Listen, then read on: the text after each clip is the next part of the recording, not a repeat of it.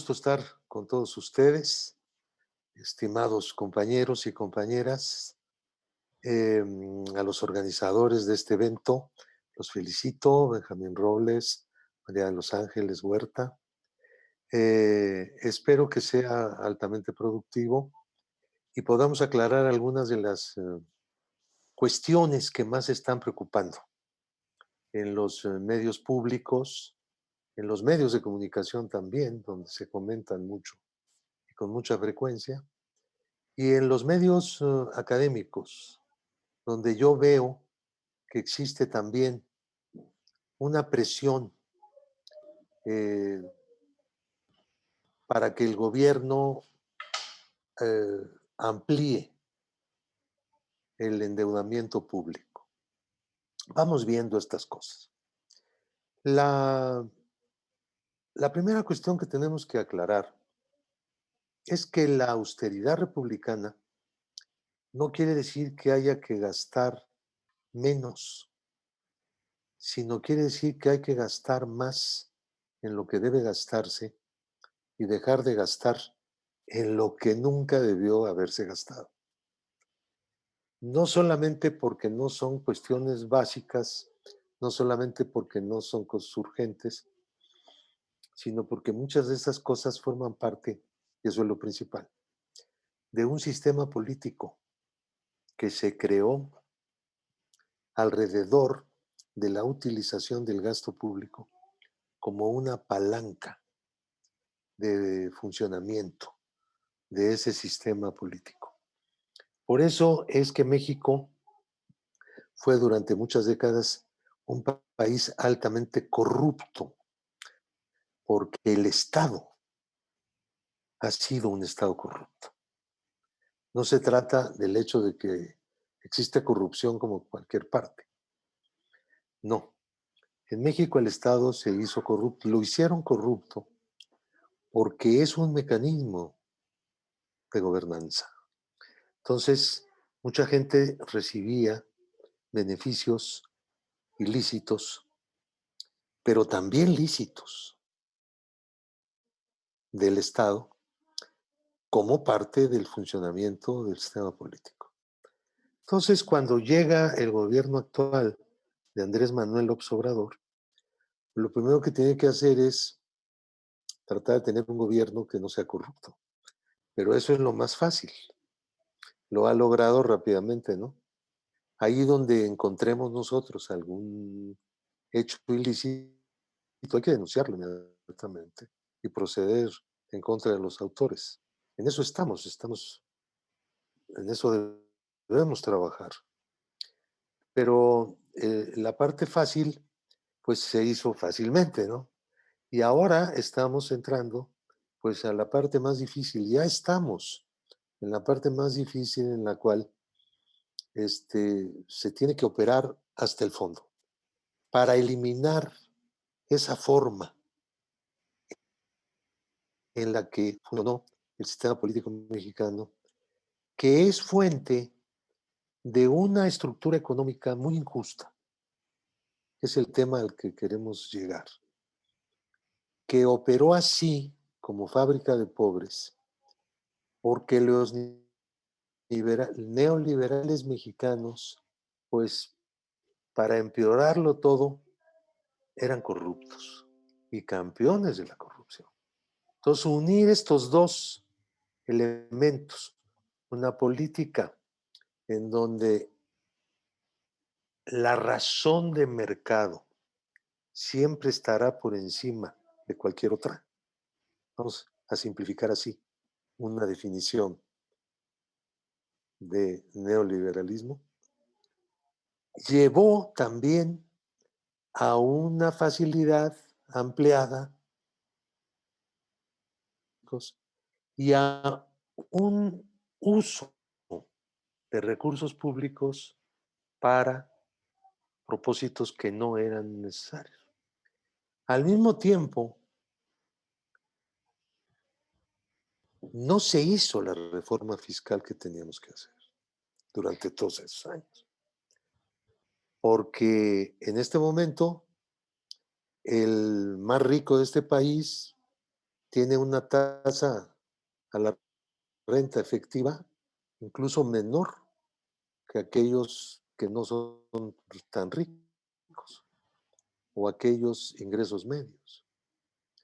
Yo diría incluso que los ingresos medios han sido especialmente castigados con unas tasas de impuesto a la renta que no son las que deberían pagar en un país como México. Y todo en aras de que los grandes ingresos pues sigan pagando el mismo porcentaje, en lugar de pagar un porcentaje mayor, que era lo que estaba planteando hace unos días Alfonso Ramírez Cuellar y no sé qué pasó ahí, que la discusión se fue por otro lado. No, no, este es el lado de esa discusión, es el lado.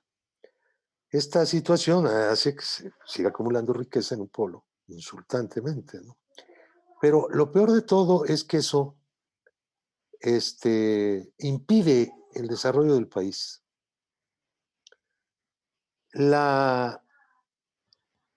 Una de las cuestiones en las que más se está poniendo insistencia por parte del Consejo Coordinador Empresarial y por parte de la Coparmex es que el gobierno de México amplíe su plataforma de endeudamiento.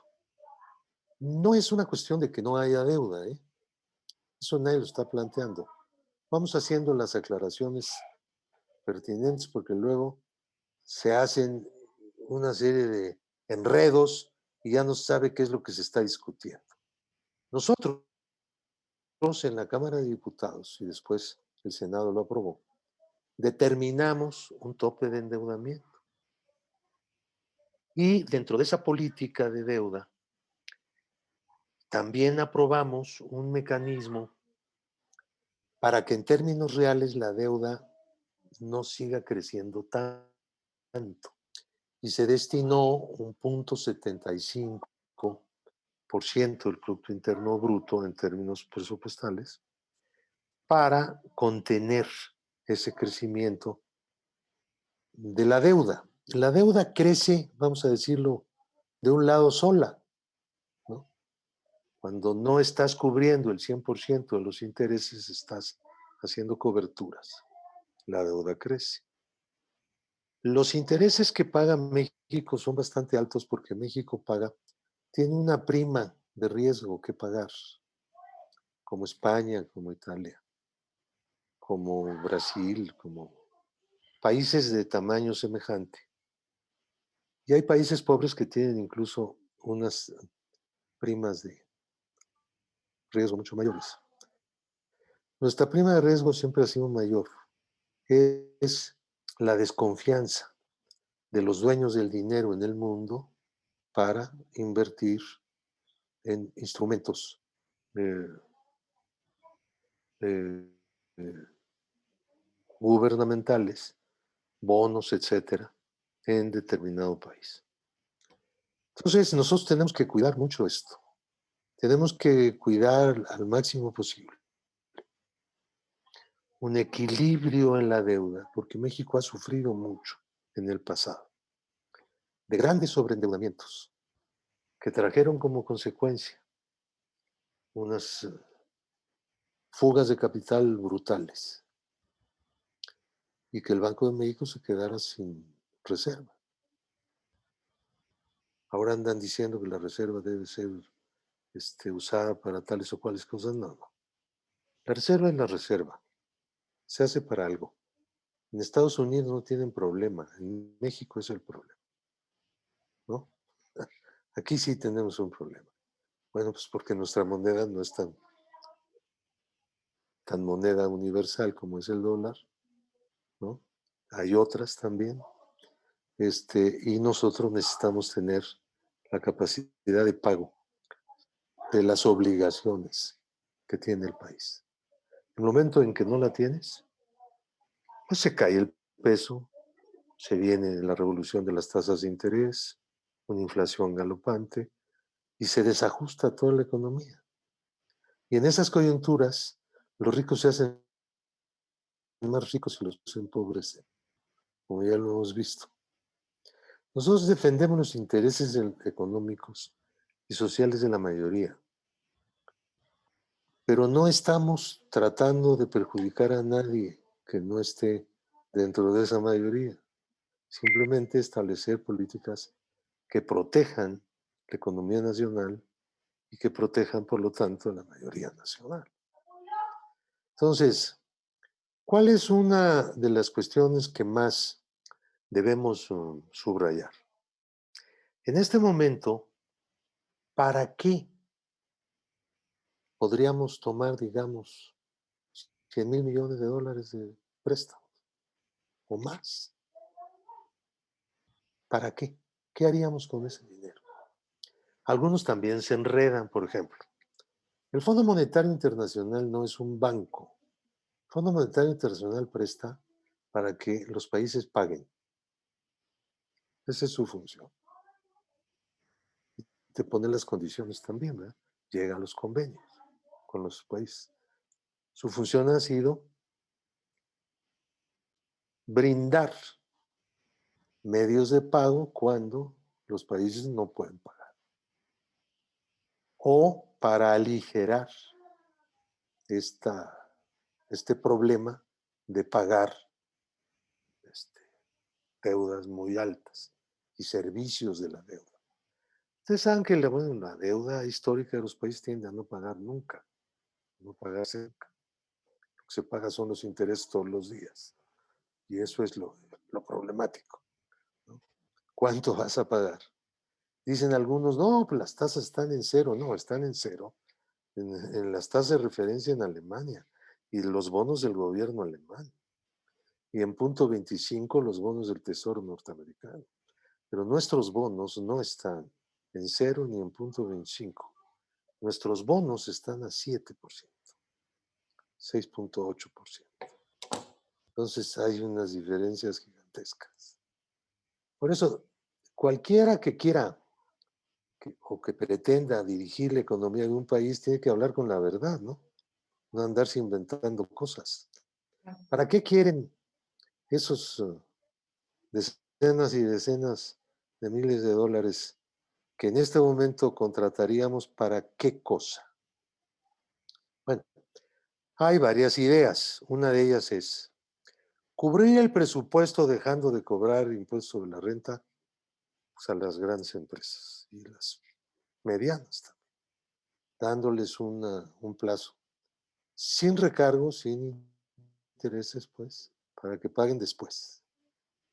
Esto nos obligaría, pues, a pedir prestado, ¿no? A pedir prestado dinero que se usa hoy para gasto corriente. El problema es que la Constitución no permite contratar crédito para cubrir gasto corriente.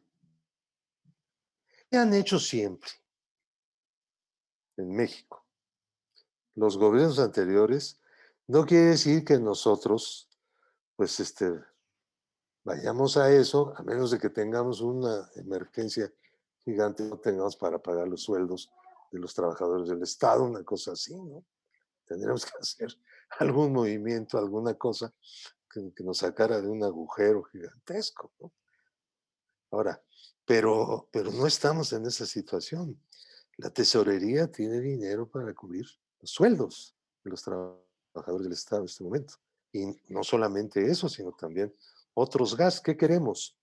Bajar una serie de gastos que no son necesarios, que nunca lo fueron, y utilizar ese dinero para la salud, para la cobertura que se está dando a pequeños empresarios como créditos a la palabra, para poder fondear correctamente los programas sociales, etcétera, etcétera. O sea, atender no solamente las consecuencias, pues garantizar que la política social del gobierno pues, no se vea afectada, ¿no? No se vea desfondada por una situación como es la crisis económica provocada por la pandemia. Y eso es lo que nos están pidiendo, que tanto en política social como en inversión pública nosotros demos marcha atrás. Primero porque la derecha considera que el gobierno mexicano entrega o regala dinero a la gente. No se han dado cuenta, pues no se va a dar cuenta nunca, lo que pues, no pueden entender esto, ¿no? Que no se trata de regalar dinero, ni el gobierno mexicano actual pretende regalar dinero. Lo que el gobierno hace es reconocer derechos. Si hay derecho a la pensión, pues hay pensión, ¿no? Si hay derecho a la educación, pues hay becas. Si hay derecho a la atención médica, pues hay dinero para esas cosas. O sea, la política social está yendo hacia cubrir paulatinamente, no lo podemos hacer desgraciadamente de un año para otro, pero poco a poco vamos yendo hacia la cobertura de aquellas garantías que se desprenden de los derechos sociales fundamentales, algunos de los cuales ya los hemos puesto en la Constitución y ya entró en vigor esto. Tenemos que ser consecuentes. La cuarta T ha llevado a la Constitución varios de estos derechos fundamentales de carácter social. Vamos a seguir en esto. Entonces también tenemos que tener una política económica que proteja este proyecto, no que combata este proyecto. Por eso la austeridad no es gastar menos, sino gastar más, pero bien. Ese es el punto.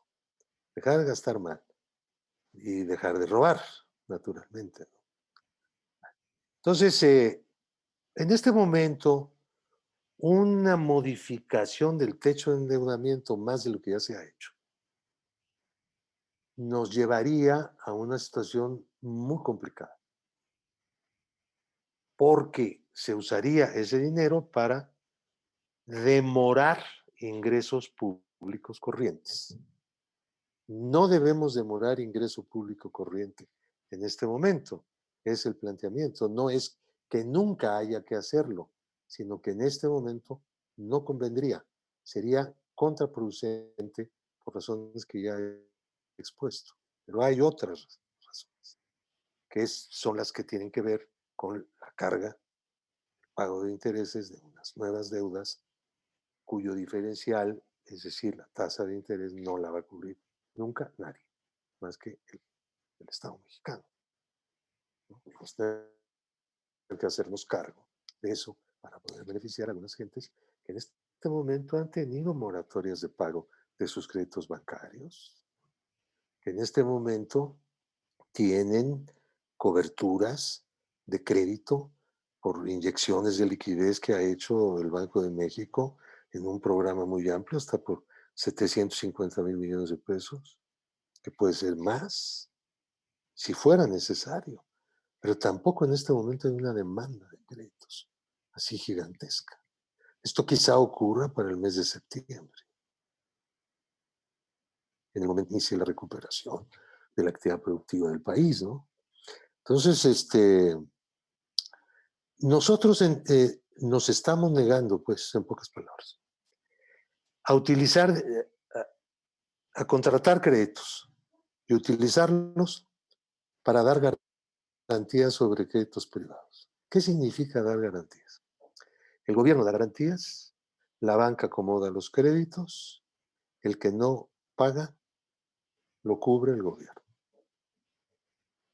Siempre hay un porcentaje de, digamos, de créditos fallidos, que no es menor. Nosotros lo que decimos es que en este momento el gobierno no debe empezar a asumir deudas que no son suyas. Bueno, lo estamos haciendo porque estamos asumiendo las deudas de gobiernos anteriores, que de algunas de ellas no saben bien a dónde fueron a dar.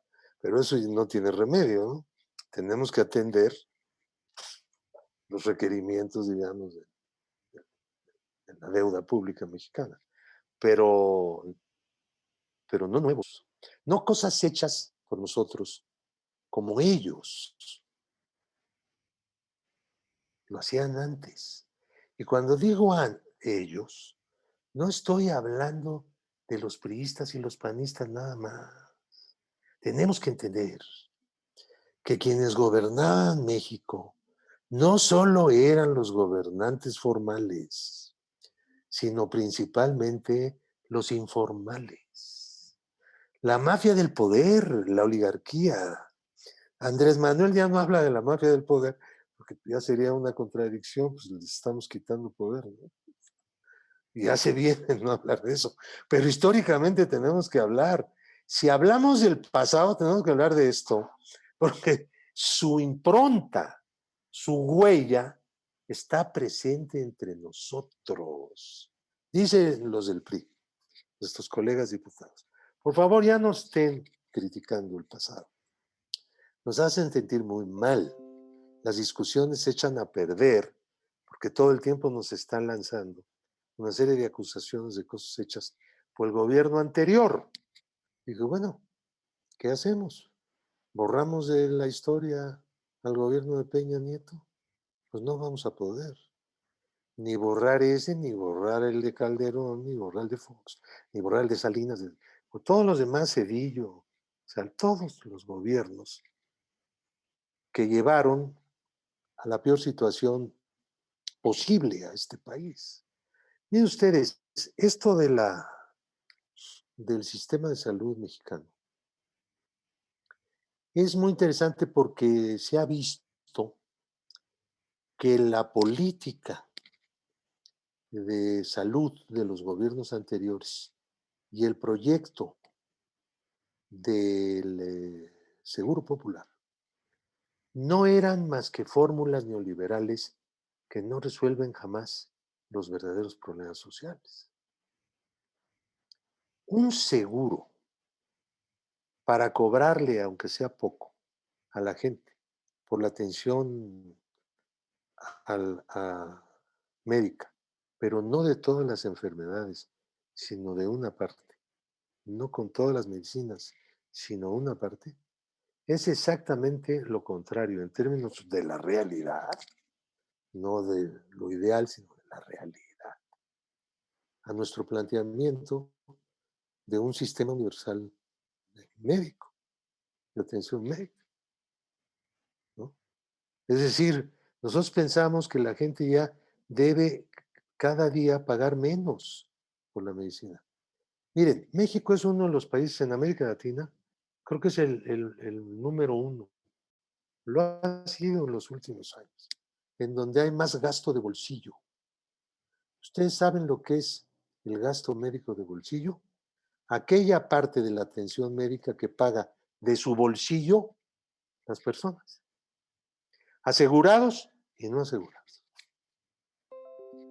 Entonces, México es el campeón. ¿Cómo es posible que lo sea? El sistema de salud de Brasil es menos malo que el mexicano. Les ha ido muy mal ahora, porque en la gestión gubernamental, pues se han cometido una cantidad de barbaridades por parte de la derecha galopante, ¿no? Fascistoide, que es la que gobierna Brasil. Entonces aquí en México lo primero que tuvo que hacer el gobierno fue ponerse a trabajar para que no se colapsara un sistema de salubridad verdaderamente mal hecho y verdaderamente en la pobreza y verdaderamente, que eso fue lo que nos dejaron, perdonen, sí, con 300 unidades médicas sin terminar, digo, si no somos magos para terminar eso en 15 días, ¿no? Digo, hubiéramos querido.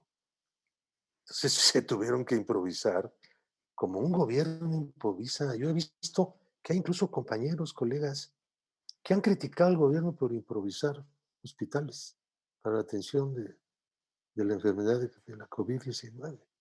Eso es lo que se hace cuando hay una pandemia, jóvenes. Un gobierno responsable lo que hace es improvisar hospitales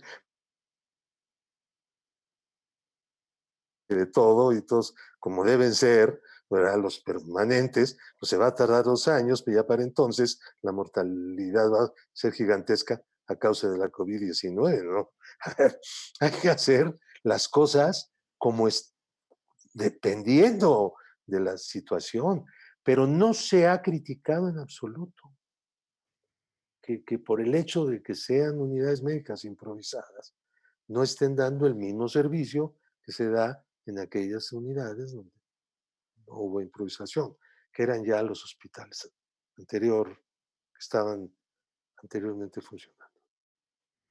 Yo pienso que el esfuerzo que hizo este gobierno y por ello tuvo que hacer economías internas en el gasto para privilegiar lo que se está gastando en salud.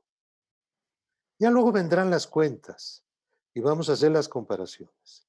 Es evidente que la pandemia ha generado un gasto gubernamental mayor, pero es evidente que en lugar de pasar el costo al pueblo, pasémoselo al gobierno mismo y hagamos que la austeridad nos lleve a resolver esta clase de problemas. Pues es una cosa lógica, es una cosa sensata. Yo no sé por qué eso se tiene que criticar. Nos están planteando la suspensión de algunas obras de infraestructura. Yo no creo que eso sirva para nada.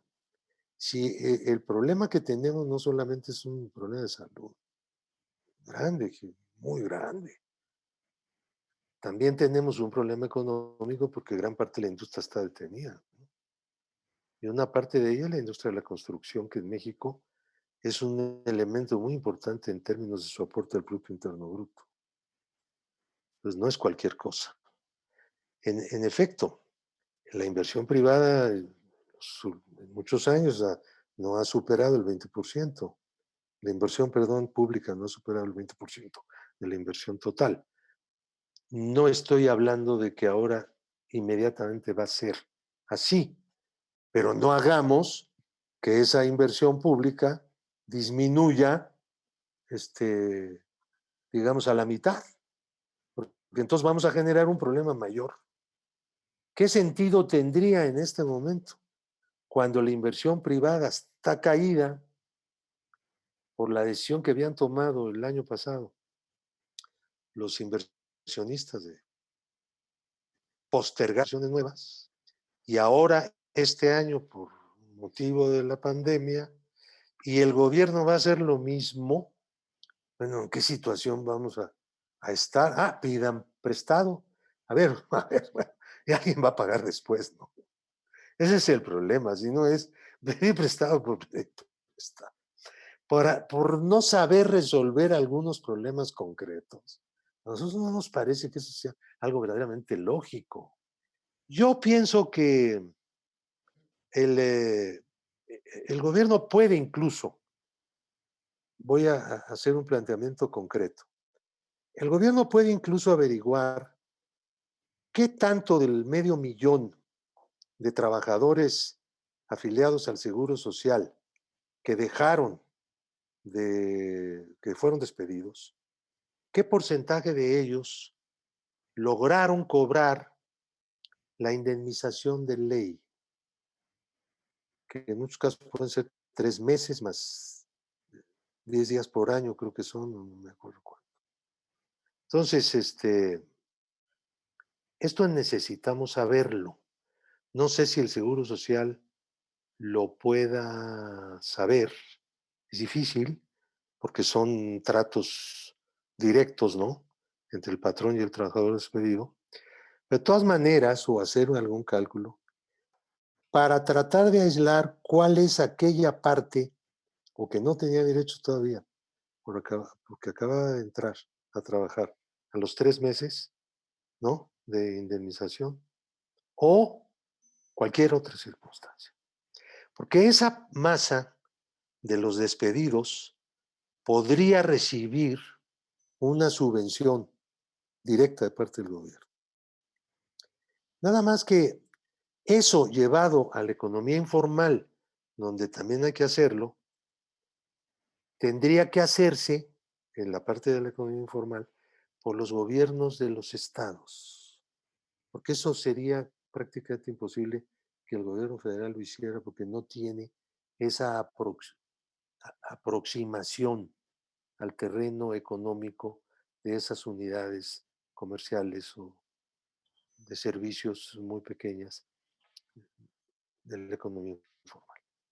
Pero sí creo que tanto el gobierno federal como los gobiernos de los estados deberían dar subvenciones a por lo menos una parte de los trabajadores despedidos o que perdieron su empleo por la prohibición sanitaria, de que no siguiera abierto su establecimiento, su actividad, y tratar de llevar una ayuda semejante a la que se está llevando a los pequeños establecimientos que cerraron, ¿no?